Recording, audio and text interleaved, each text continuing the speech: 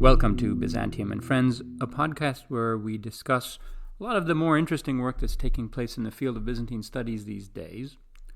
Before my introduction today, I would like to take us back to 1959, when Irving Goffman published a very influential and sort of short and readable book called The Presentation of Self in Everyday Life. And this is a book that today we would classify as operating at the intersection between sociology, psychology, and even anthropology. The book is about how human behavior in Western societies, but presumably the thesis can be extrapolated to other kinds of societies, takes place according to specific scripts. So overtly adopting a kind of theatrical metaphor, dramatological, for how social interaction takes place. We have ideas about what's expected of us in a certain context, and we put on a persona that reflects that script and that attempts to play that script well in order for us to reap the benefits that we want to get from that encounter. So overall, it's a quite fascinating exploration of the different personas and the different scripts that we are regularly performing. Now, what we don't find in Goffman's analysis is any sense of what the self is apart from those personas. So what's behind the mask?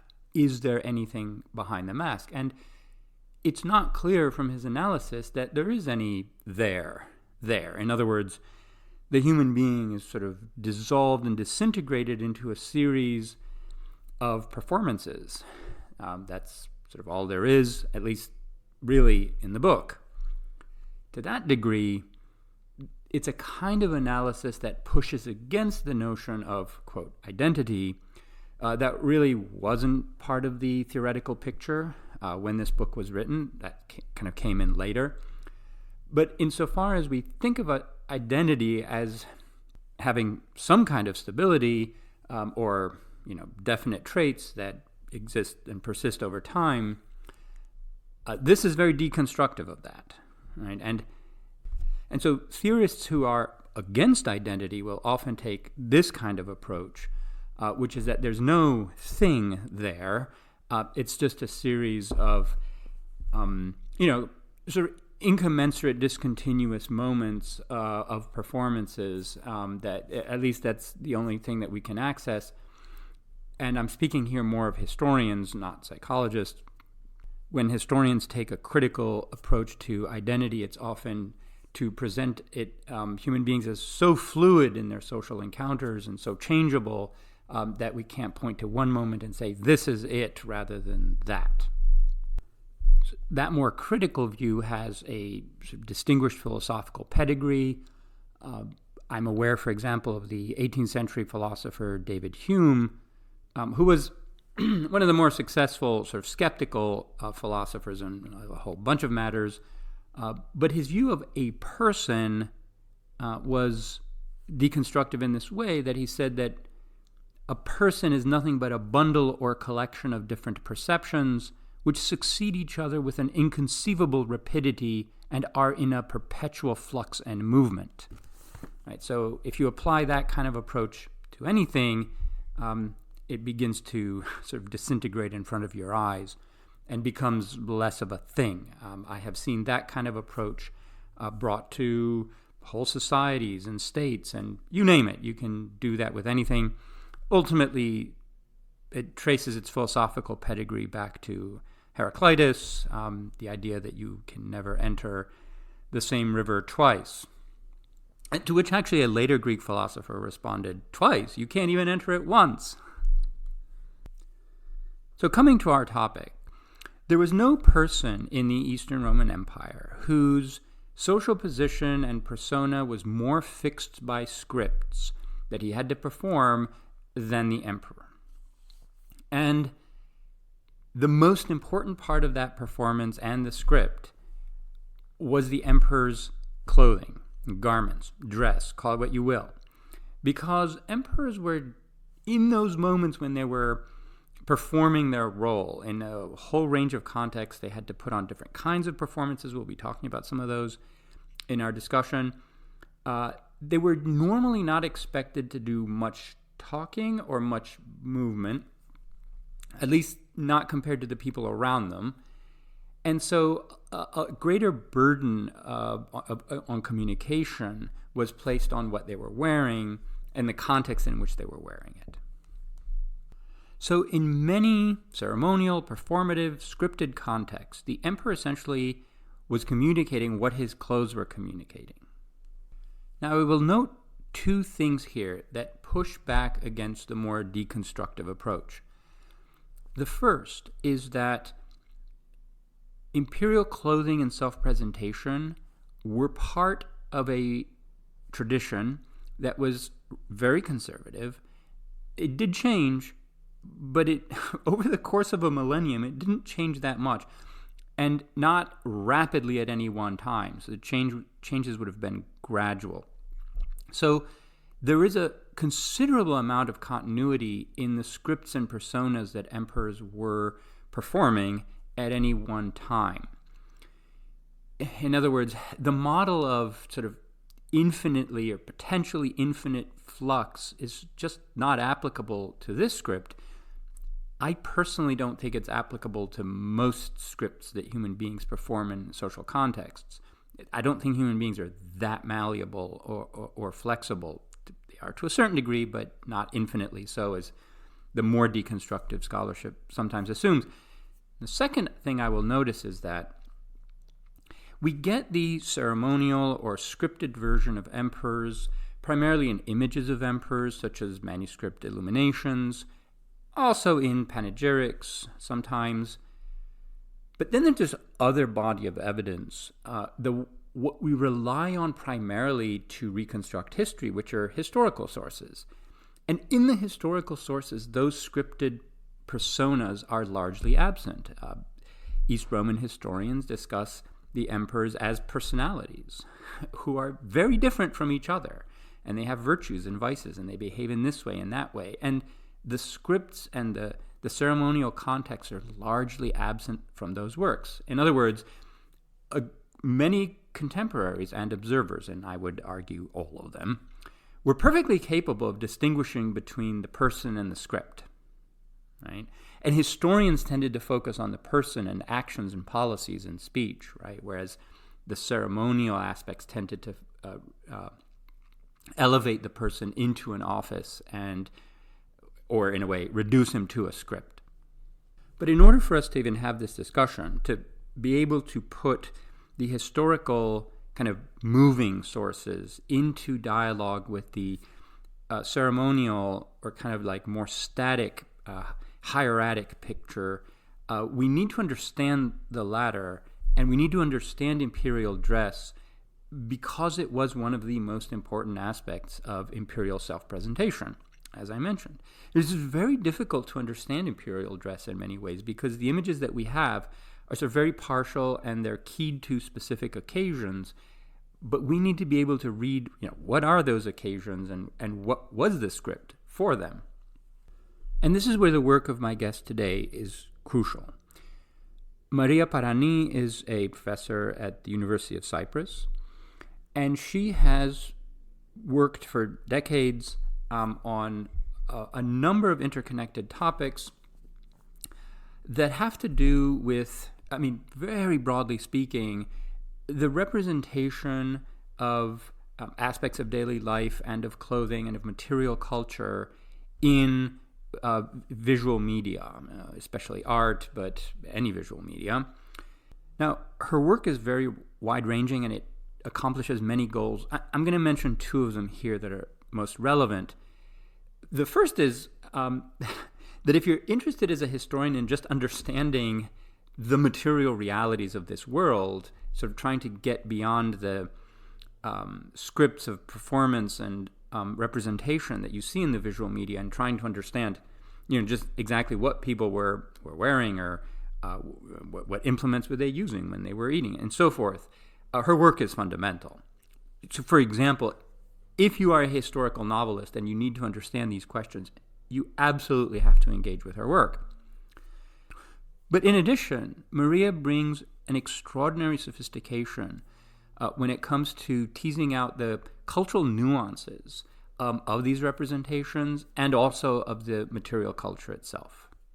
That nuance, for example, might entail situating a particular garment within its overall cultural context. Sort of what did it signify in sort of the network of values in which it was placed, or when we have to do with cultural context. So, for example, between Latins and Greeks or East Romans in any particular context, sort of what are the semiotics of wearing this item or that item in a particular context of encounter and exchange. I mention these as only some of the topics of analysis that she takes on through her study of material culture and clothing in particular. And it took me a while to kind of define a topic that we could have a conversation around that didn't involve too much visual evidence, because it's difficult to present in the audio medium. And I think that the imperial clothing is precisely such a topic. Everyone, I think, has an image of what an emperor looked like in some of these manuscript illuminations, for example. But what I also thought was fascinating was exploring how and to what degree the court in Constantinople was a formal place. Like I've still, after decades of reading these sources, I still don't have a kind of handle on whether it was a place where you could be spontaneous and make jokes and, just exactly how scripted people were, or was it very formal and kind of any misstep in the nuance of your speech or comportment would, cause embarrassment and scandal. I'm still torn about this. So it was fascinating to talk with her about some of these issues too. All right, so here's my conversation with Maria, and thanks also to medievalists.net for reposting these episodes. Maria, welcome to the podcast. Thank you. Great to be here. So I have been reading your work for very many years, and I've been looking for an opportunity to invite you onto the podcast. And the reason I've delayed is because you work at the intersection of sort of visual culture and sort of, general cultural interpretation and cultural studies. But it's very difficult in the podcast medium to present all of the visual material that you use.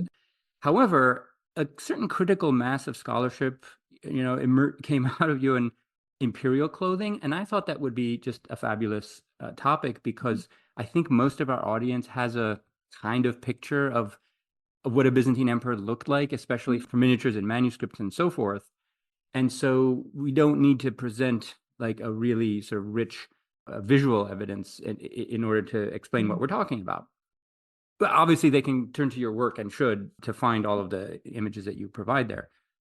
So let's just start with some basic background here, because when emperors appeared in public, they often wore this distinctive garments. They're seen by very many people, often from a distance. So the garments themselves are sometimes the most important kind of visual presentation, right, of the emperor in public.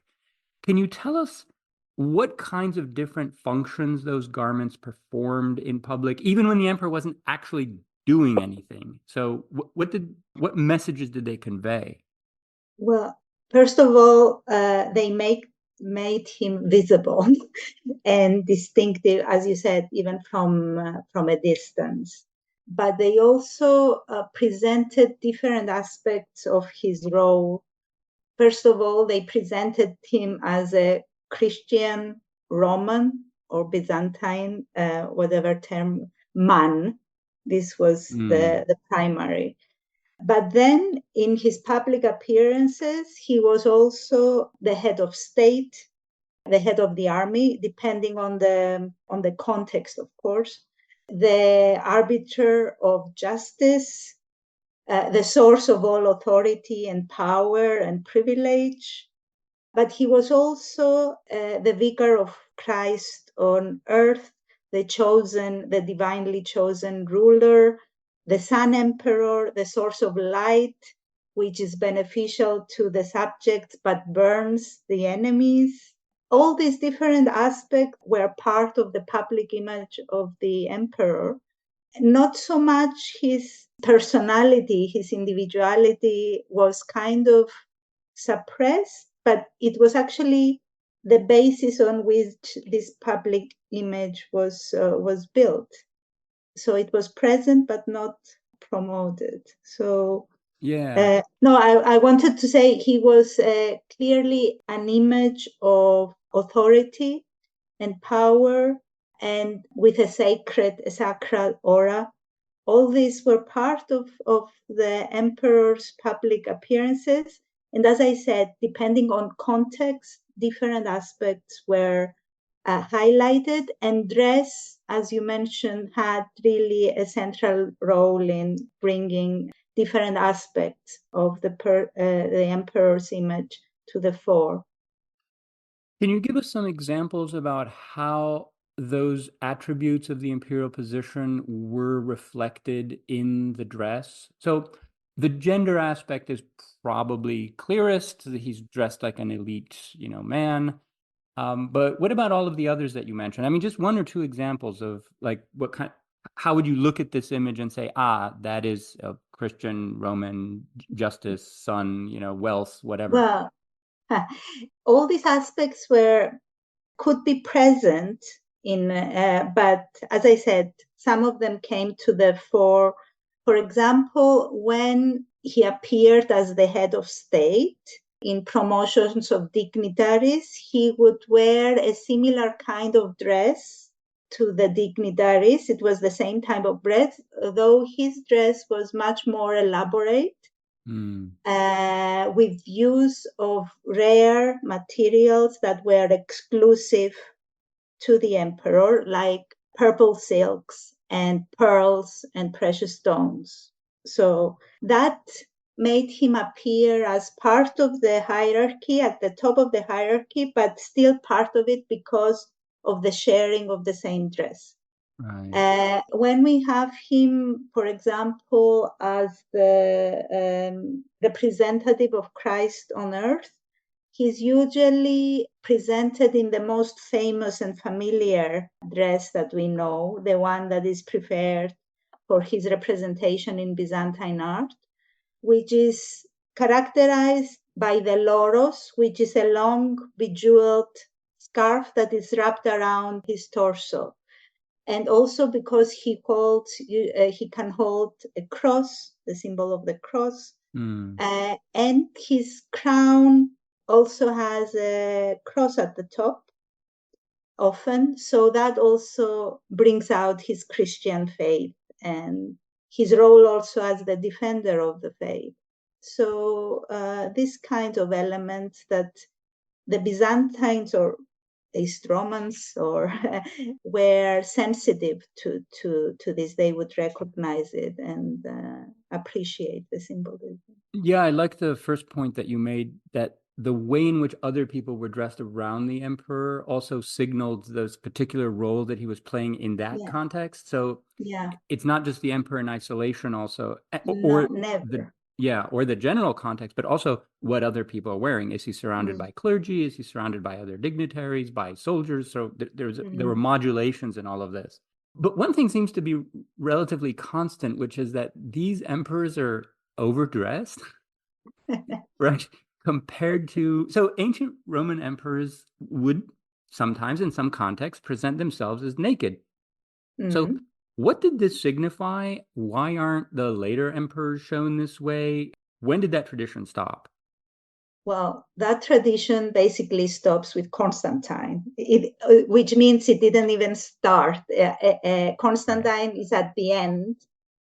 We have the one secure statue of Constantine where he's semi-nude because the lower part of his torso is covered with a mantle, is the one in Rome at the Basilica of Maxentius. Yes. And it has to do, I think, with two aspects of the Roman emperor. The hero, because nudity is associated with heroes. And also perhaps with gods, because some of the gods of the pagan pantheon were represented, not always, but in some representations, again, semi-nude. So for an increasingly Christian empire, these associations of, the earlier Roman imperial statuary, as well as Christian beliefs about nudity and modesty, which applied to both men and women. It wasn't just women who needed to cover up. I think they impacted this tradition, and it died out only until the 6th century, when we have an emperor represented in military dress. His arms are covered, but you can still see his legs under the skirt of the body armor. The legs, in the famous Barberini ivory, which is in the Louvre, if you see the emperor on horseback, his legs are naked. His arms are now covered, but his legs are naked. Right. After the 6th century, even that disappears. And when we have emperors in military dress, which is very rare, in the Middle Byzantine period, they wear trousers. So nothing is actually visible of the body apart from the head and the hands. So it's, Yeah. So this is one of the areas where, Christian values shaped imperial representation in a pretty strong way. And I'm reminded of an episode in the life of Severus of Antioch. This is the bishop of Antioch. He died in the early 6th century, who was one of the leaders of the Anti-Chalcedonian church. And he was old and ill, and I think the doctors advised that he take a bath, but he was completely unwilling to take his clothes off to take the bath. He said he had not seen himself naked in decades. Yeah. And they had to cut the clothes off of his body. It was, and you can see that this is a strong sort of, with some people, it's pretty strong social value. But also, it's important to remember that nakedness was not only shameful, but was also a sign of vulnerability. When it lost its association with the hero, it was kind of a sign of vulnerability. Apart from, so in the image of the emperor, especially as I said, as we move forward, and he's not in military dress, nakedness, nudity really didn't have a role to play. And that's why, in descriptions of defeated enemies, when they walk barefoot or you can see their legs, this is part of their humiliation because they are defeated and vulnerable. Right. While the emperor, this has nothing to, no place in his public image. I'm actually taking notes here. You're reminding me of something that I should have thought of earlier for a completely separate project, but you're entirely right. Nudity as vulnerability and as loss of power or lack of power. Yes. Yeah. Tell us a little bit about the kind of standard imperial garment that we see, especially in the manuscript miniatures, which is a very colorful kind of robe, and it has, various other sort of associated garments. Did emperors dress that way most of the time, or for certain special occasions? No way. That's the garment we talked about, I mentioned earlier, which is the loros, worn over this long tunic with the long sleeves and all that. They actually, at least in the Middle Byzantine period where we have the sources, they just wore it twice a year, on Easter Sunday and on Pentecost. It had triumphal connotations because it also acquired a mystical symbolism. At least this is attested in the 10th century, because it was the way it was wound around the torso. It was reminiscent of the winding sheet of Christ, the burial, and then the gold was reminiscent of the brilliance of the resurrection. So this garment was deemed appropriate for the emperor as the representative, the chosen ruler of Christ on earth. And that's why it became so popular in art, especially in scenes where Christ is shown placing the crown on the Right. head of the emperor. In reality, this was not the garment that he wore on his coronation. Okay, it had nothing to do with the coronation, but it became so popular that when we think of the Byzantine emperor, we think of him dressed in this garment, which is called, as I said, the loros. Right. And the only exception to that was when an ambassador, an important guest, a foreign guest arrived, they could wear the loros to impress. So even though the garment had a mystical symbolism, Byzantine diplomacy could put it to practical use when they wanted to awe an important visitor. So that perhaps is one of the ways it became so dominant in the visual representation of the emperor. Right, and I imagine that in other contexts, emperors had a range of formal clothing to wear. Though, at the back of my mind, so there's this thought that's always nagging at me, which is when I ask myself, what did emperors wear most of the time? The answer would be whatever they wanted. And there's some emperors, for example, Justinian or Basil II, who I imagine most of the time would probably be the shabbiest dressed, the least well-dressed people in the room, but expect other people to be well-dressed. Like, I don't know. I think that's a sign of power too, but whatever. So these garments they cover the entire body. They seem to be rather restrictive. So in those contexts that you have studied, how did emperors use body language to express themselves? Or did they not? Like this ideal of just being still in those contexts was supreme. Well, the idea of stillness is conveyed primarily by the art, but if you look at the text, emperors are often on the move in processions, so they are moving. They are moving slowly and stately, especially because of the garments and the weight of the garments, and because they needed to be careful. In general, sudden movements and violent movements needed to be avoided because an emperor needs to have self-control. So we know from the text that there were occasions where you have the emperor is still and silent. And then there is a contrast. Many ceremonies are built on this contrast between stillness and movement. But when they move, again, the gestures are orchestrated in a way. They will light candles in specific sanctuaries. They would, often offer adoration to Christ and when entering the church. They would make some gestures to convey insignia, or they would bless the people in certain audiences. So they would make gestures. They were not completely still. And occasionally there were occasions when they would actually talk as well, not just gesture. But as I said, these were prescribed gestures. We are talking about ceremonial rituals.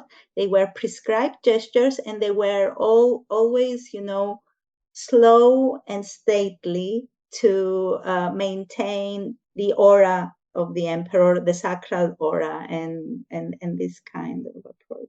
But no, they were not completely still.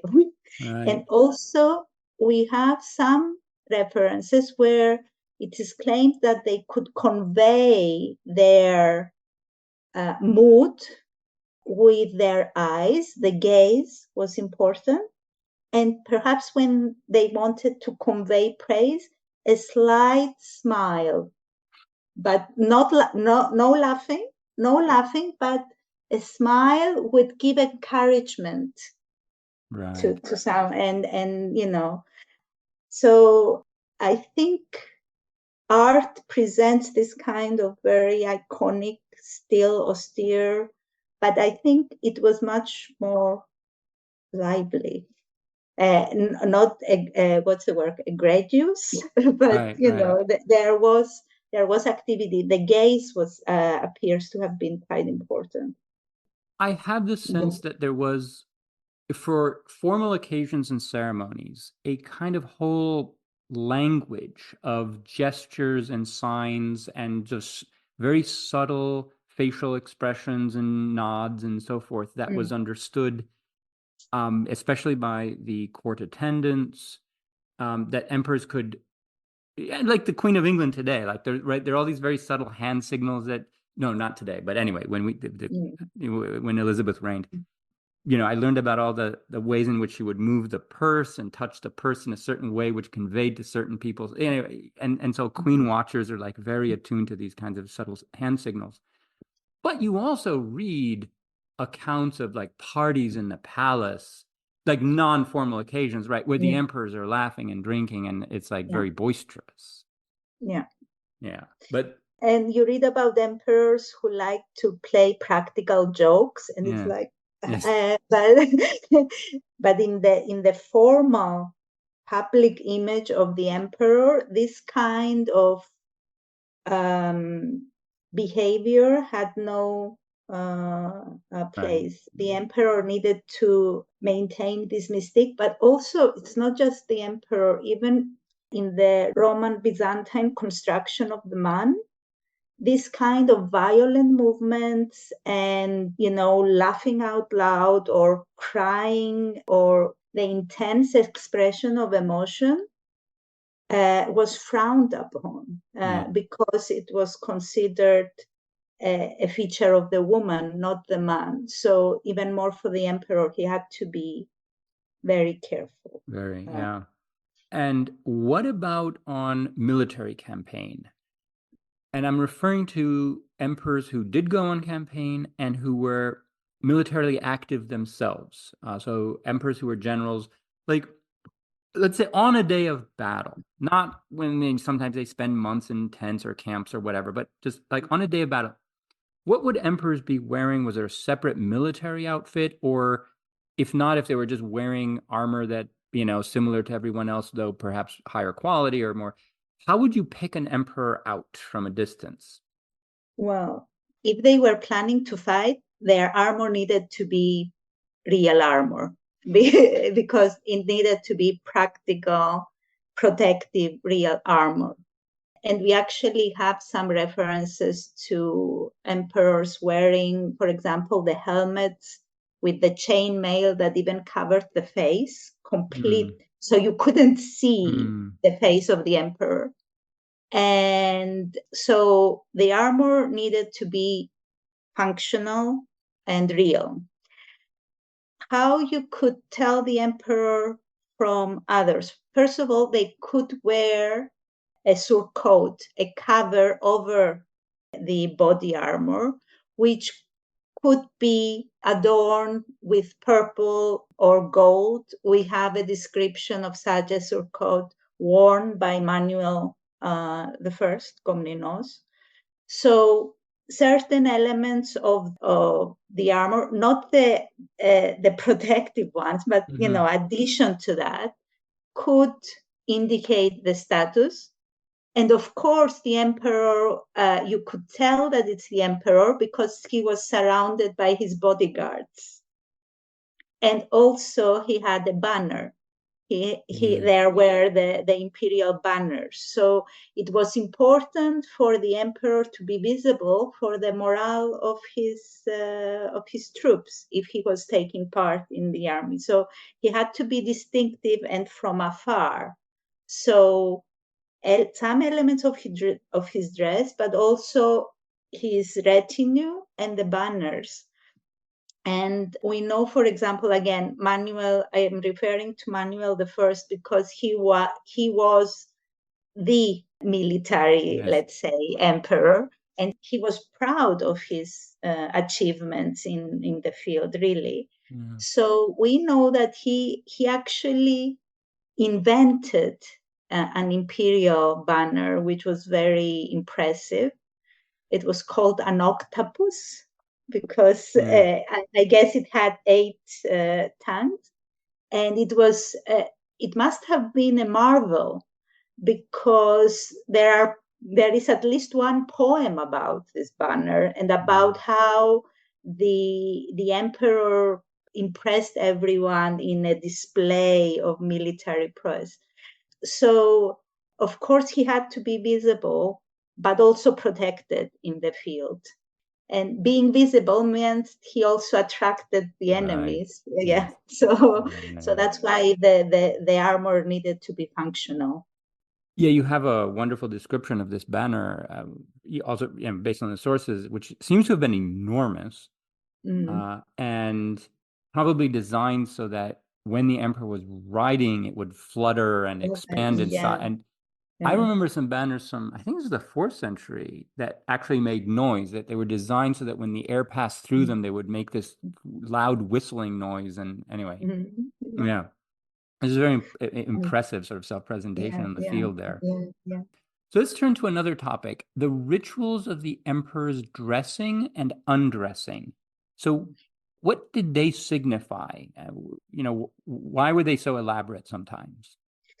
Well, actually, the only time that the emperor was publicly dressed, that you could actually see him put on garments, was his coronation. Right. All the other times, you saw him in different dress, even during a ceremony, but you never actually saw him change. Because the transformation is, again, has to do with vulnerability. It's kind of a very sensitive.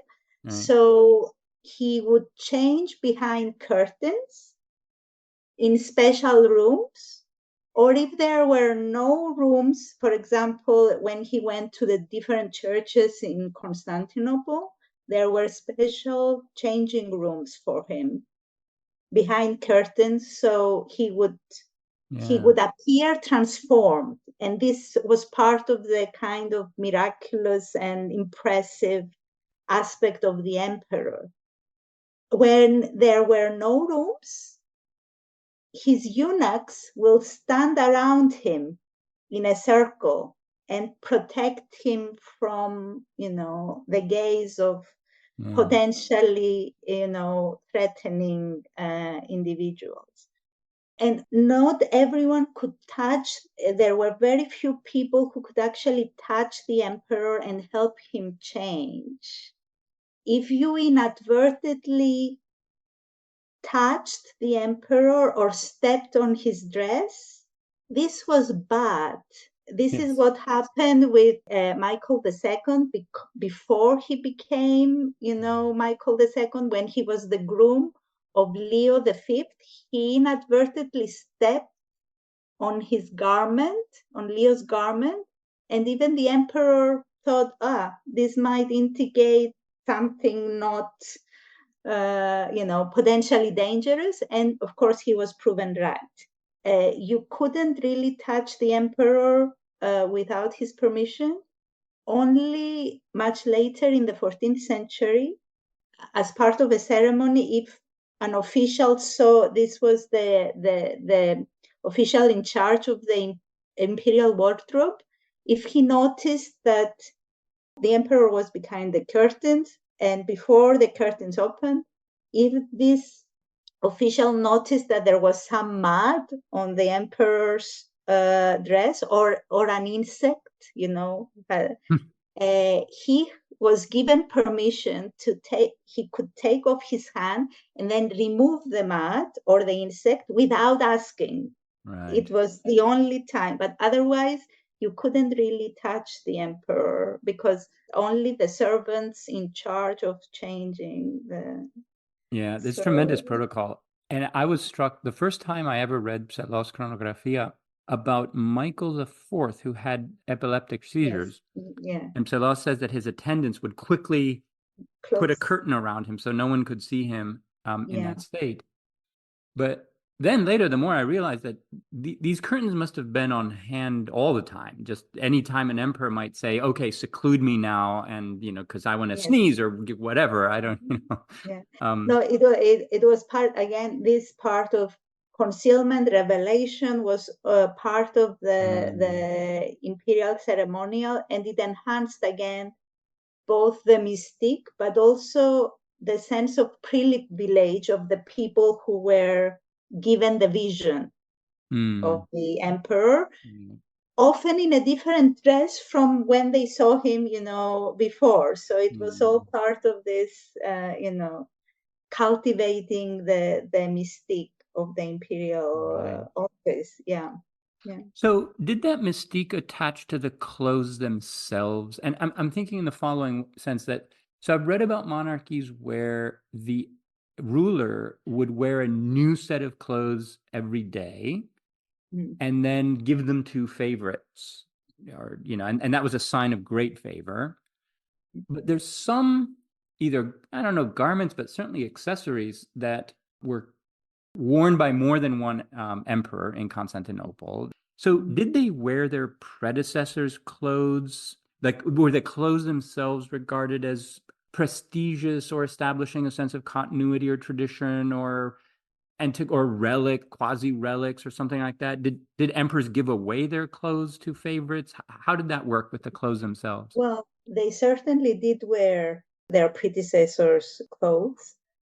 We have an interesting testimony by Liutprand when he went to, this is a Western emissary to Constantinople in the 10th century, when the emperor was Nicephorus II. And he talks about attending a procession and how faded and smelly the garments were, and that they were made for taller emperors than Nicephorus. So he's making fun of this, while I imagine that Nicephorus felt that he was displaying the venerability of the Roman office, and especially in when you had a Western ambassador in attendance with their own, representing an authority with its own imperial aspirations. Nicephorus was making a point that we are the original ones, and we have the garments and the insignia to prove it. It didn't work on Liutprand, and we know that they were kept in the imperial wardrobe. We know of emperors restoring the garments, like Theophilos in the 9th century. So they were there, they were kept, they were maintained. Symbolic, apart from this kind of their importance in and their venerability, I don't know. We hear some of the crowns, which were also kept in Hagia Sophia, being associated with important figures of the past, but not necessarily the other garments. Okay. I mean, we don't have anything in Byzantium like the crown jewels you have in where it's a specific set of objects that they come out every time. We don't have that in Byzantium, but still they would not wear a different dress every day. These were extremely expensive. Yes. But occasionally the emperor could give a garment to a favorite office holder or dignitary. We have an example from the 12th century of Alexios Komnenos giving a garment to one of his generals, who of course doesn't put it on. They were not for putting them on. He donates it to a church because, again, this general, when he speaks about this gift very proudly, he mentions that this had been worn by the emperor on his sacred body, so it was recognized. Much later, in the 14th century, we have another reference to the emperor. It says, this reference, that when the emperor goes hunting, if for some reason he bloodies his garment. He gives it to the head hunter. His head hunter gets a donation of the garment of the emperor if it's destroyed basically by blood. But that's a different kind of mentality, and it's not the same as the donation as a reward. So yeah, after all, I mean, imperial garments are very specific to the imperial position, and for someone who's not the emperor to wear them could often just be construed as an act of treason, a plot to seize the throne. And so you would never wear such a thing, though, it's an honor to be given it. It's probably much, much safer to donate it to a church or monastery to also indicate your piety and so forth. But I would never, that would be one of the most dangerous things to put on. What about hairstyles? What hairstyles were appropriate for emperors? Well, the hairstyles that were appropriate for men in general in the empire, which meant that they could be short, or if they wanted them longer, not longer than the shoulders. Longer than the shoulder meant, that you were treading dangerous ground because it brought you closer to women. Long hair was associated with women. So longer than the shoulder, that was no. And also Byzantine emperors could take care of their hair, but again, they shouldn't pay inordinate attention to hairstyling because, again, it could provoke criticism about vanity and effeminacy. And of course, after the 7th century, they also had beards. Yes. It wasn't just the hair. After the 7th century, regularly, it becomes the norm. Before, we have beardless emperors, but after the 7th century, the emperor needed a beard. No clean-shaven emperor. Was there room for individuality in the way the emperors dressed? And I mean, do we know of emperors who broke with protocol, even on formal occasions? And were there consequences to this? Have you found any stories? I haven't actually found anything about breaking protocol in terms of dress. Nothing comes to mind, actually. I mean, the emperors could change the design of some of the garments. They could introduce some fashionable touches. For example, in the 12th century, they could wear pointed shoes, which was the fashion. But breaking protocol, they could be a bit relaxed. Some emperors, we know that they seem to be a bit relaxed about not just their own dress, but dress in the court in general. But I don't really. Okay. Nothing comes to mind. So you've also you've discussed the adoption of turbans in the later period. So among other Eastern styles that became popular at the court. Do we know why this happened? I mean, what were high officials, trying to convey with this? I'm not sure they were trying to convey something with this. Turbans were part of Byzantine dress for many centuries. We see them in portraits already in the 11th century of officials or provincial potentates. There is written evidence that we had them in Constantinople earlier, maybe as early as the 9th century. It's a peculiar source, is the narration of Saint Sophia. It's a kind of mythical, fantastical account of the foundation of Hagia Sophia. But in that, Justinian is described as visiting the monument with a kerchief on the head. And then Liutprand again talks about the Byzantines wearing kerchiefs rather than hats.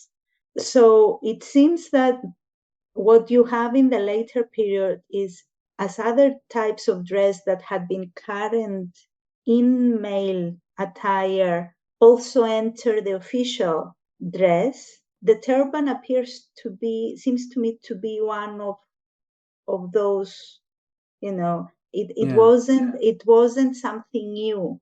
Okay. It was new in the 8th and 9th century, and I imagine because in traditional Roman dress, the men did not wear a head cover. Right. Romans did not, unless you were a farmer in the fields, you did not wear a head cover.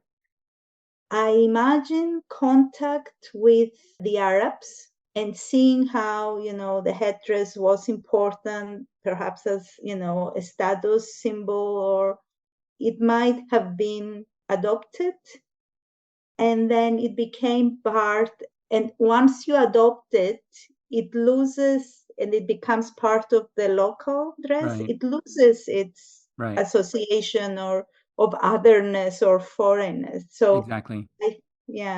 I think by the 14th century, no one thought that the turban was,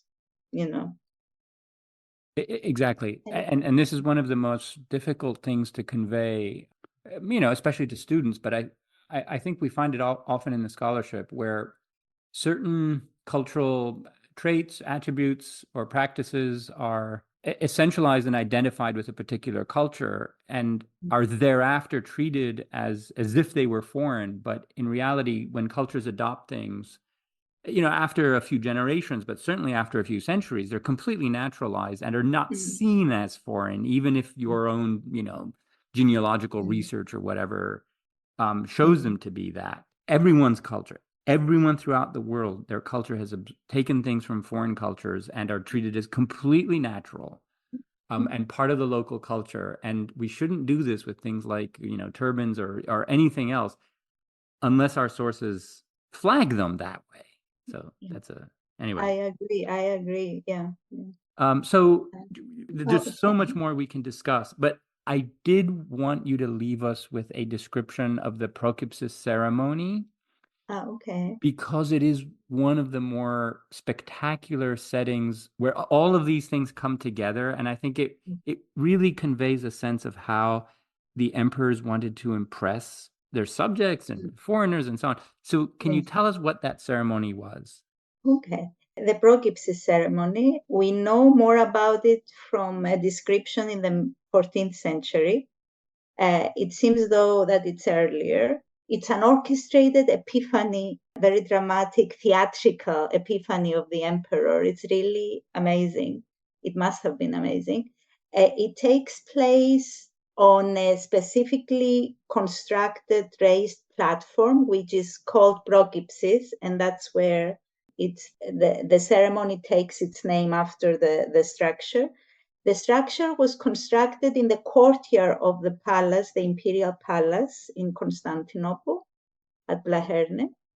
And so the ceremony took place on the eve of Christmas, on Christmas Eve, and on Epiphany on the 6th of January, in late afternoon, early evening, because light was central to this.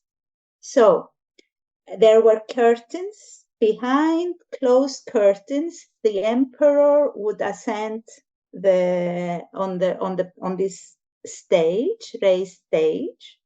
He would be dressed at this later date. He would be dressed in his loros, and he will hold a cross in one hand and the akakia, which was a red pouch in the left hand. So he would stand in the middle.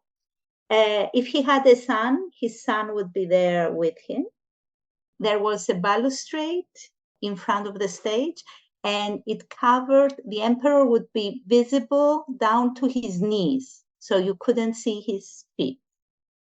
And then, but the other interesting thing was that right and left, you had two other men who were kneeling down, but one of them was holding the imperial candle holder with a lit candle, and the other one, the imperial sword, but they would be kneeling down. So you can imagine these two objects hovering on either side of the emperor.